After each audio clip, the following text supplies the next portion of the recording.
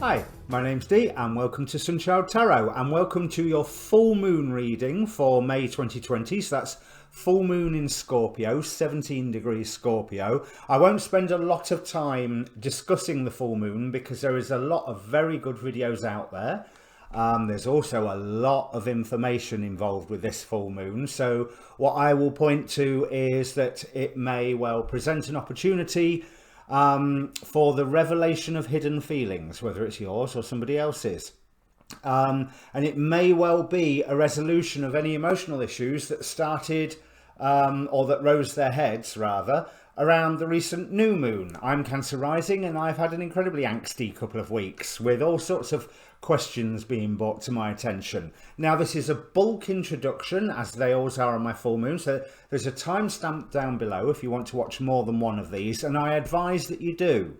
You want to watch your sun, your moon and your rising. The rising more important than any of them, and the timestamp will take you straight past all of this blurb. If you don't know what your moon and rising sign is, there is a link down below to get yourself a free birth chart, and I highly recommend doing that. Now, as I say, the full moon is at 17 degrees Scorpio, 17 degrees 19 minutes. So I'm going to read out the inside degree image for this degree, which is actually, I'm going to read out Scorpio 18, because the degrees go from 0 to 29, but inside degrees go from 1 to 30. And I've noticed that people always seem to read out the degree before. I really like this degree here. People holding hands around a table. One candle is burning in the middle of the table. Intimate depths of camaraderie. Forces joined by spirit call. Gathering in the name of a greater vision. Pooling resources. Tapping what each does best, both inside the self and in soul links with others. Avid to combine forces. The drive to fuse. Passion, desire, intent, a surge of power. Being hugely drawn to consume separativeness and to attain unity and wholeness. A path or journey that will put you through every test and trial imaginable. Fierce resolve. And encountering shadows and dissipation so thunderous and multiplex that it will take everything it has inside to see this one through. And yes, full moon in Scorpios are always quite passionate. In good ways and in bad ways. As I said, hidden feelings coming to the surface.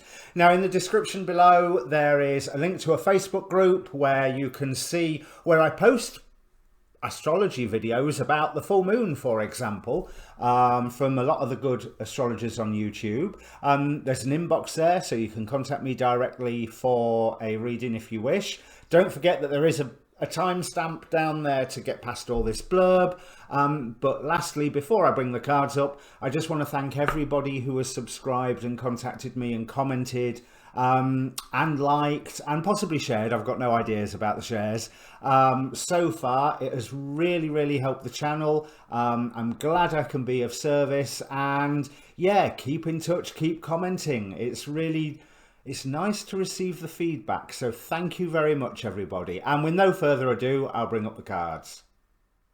Okay, Aries, if you watched the shuffle video that was inserted into the bulk introduction, you'll notice one of the tarot cards jumped out of the pack as I went to shuffle them, which I will be using those to clarify these God cards afterwards.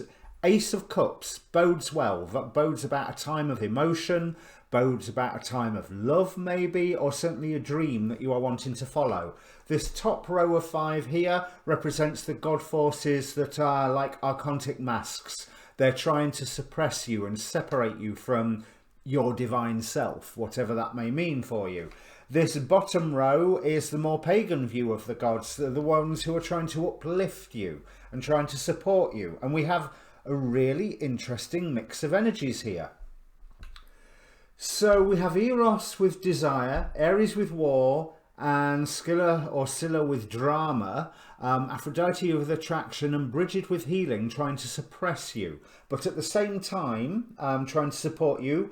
Heracles with strength, Odin with guidance, Grabankex or Grabansex with wrath, and Kali with destruction. Now, those are interesting goddesses to be supporting you at the moment. Asclepius with healing. So healing is on both sides of the fence here, and Kuan Yin with compassion. Now, what I'm getting from this is that there is something that you are being led to desire that is going to cause conflict. And you may well be gearing for that conflict, but I'm not entirely sure that that conflict is necessary, since one of the traps that is being laid for you at the moment is that one of drama. So do you really need to go to war? Do you really need to bring that warrior self out when you could be using this time for your own healing? Now, it's interesting that healing is also standing against you, but what I'm rather feeling is that you need to prioritize the healing. Is it yours or somebody else's? You cannot heal for somebody else. You may support them through their healing, but not at the cost of your own, because there is something that you need to get rid of. And it's not like people aren't pointing this out to you. With Odin with guidance here, I get the impression that there are voices saying, don't get involved in this. Don't go down this path. And there may well be, yeah, but I want this. I want this. But Venus retrograde at the moment, at least by the time you watch this video, I think Venus will be retrograde. What you want now may not be what you want in 4 months' time. And there does seem to be a trap in the call to war, the drama, the call to confront, which is your natural nature as an Aries. You are the warrior. You are the one declaring I am. But I think the I am needs to be concentrated in the power of the healing, and not being attracted away from the idea of that healing. Something needs to be destroyed. Something needs to be cut out and say, right, no more. And what that something is drama. So whatever this offer or option to go to war is at the moment, I would step back from it, to be quite honest. You are being protected. The angel energy over this reading, we have the Archangel Michael. I stand for truth and justice, and I live for my integrity. Now, as you know, you can call down Michael's fiery column, column of fire and protection, fiery column of protection. Anyway, a big pillar of fire that will burn away negative stuff. Can't remember the ins and outs of it. It's a long time since I've actually used that or read about it. Anyway, it's more of an image than words in my mind nowadays. So that is showing that there is a chance to get rid of negativity and burn away negativity with you. But you are being called to understand. Well, we have Manakel with knowledge, the angel Manakel with knowledge of good and evil. You are being called to understand the difference between the two. I mean, knowledge of good and evil, and I live from my integrity. What if you dive into this conflict, whatever it is, are you sacrificing a bit of your own moral code, your own code of this is who I am? And I feel like you want to dive into this. You're being attracted to dive into this conflict, this, I'm going to say conflict. There's no better word for it. But you may well have to sacrifice a little bit of what you hold precious to in the act of being you. Now, I'm not saying it's not a permanent sacrifice, but you may end up being pulled into doing something that you're not happy with yourself with doing. You can act with compassion to whoever is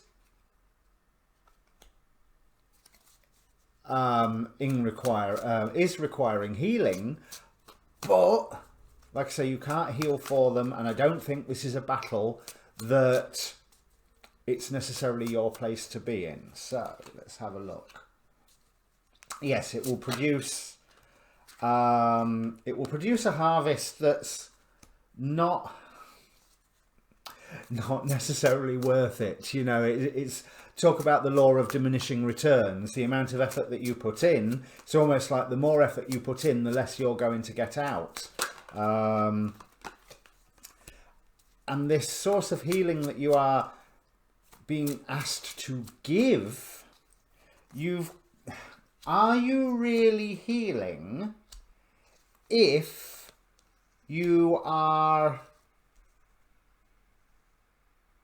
doing the work for them? Is the other person really healing? You can give them compassion, but there is a whole change that is opening up for you if you concentrate on your own healing rather than somebody else's. You can offer them the path. You can say to them, here's a way to go about doing it. Here's what I did if it's something that you've been through, or here's where I got advice if it's something that you don't necessarily know so much about, or here's where you can get advice. But it's not a battle that you can fight yourself when the person who is in need of the healing, I get the impression there's something they just need to cut out themselves.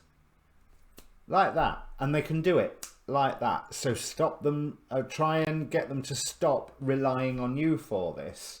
Because I know you're getting stressed out by the guidance that you are being given, but you've worked so hard to become comfortable in your own skin.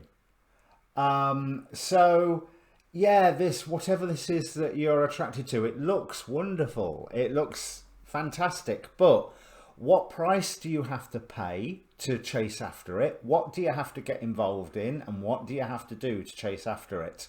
Personally, I would shy back, and it's a time for looking at what you need to cut out, and news will come that will help illustrate this, rather than you being called to defend your actions, somebody else's actions, or somebody else's very existence. Maybe it depends how deep this conflict and drama goes. But the fact is, it is drama. You are being called to war, but you are being called to war in a drama. Dramas have a beginning, a middle, and an end. Drama is just that, drama. It's not fatal. It's not some nightmare that's all encompassing. It's a storm in a teacup. So stay out of that particular teacup. Or as these gods would say, destroy the teacup and walk away. So if this means anything to you, Aries, please do comment down below. It's always good to receive your feedback. And now go and watch your rising and your moon sign. All right. Cheers.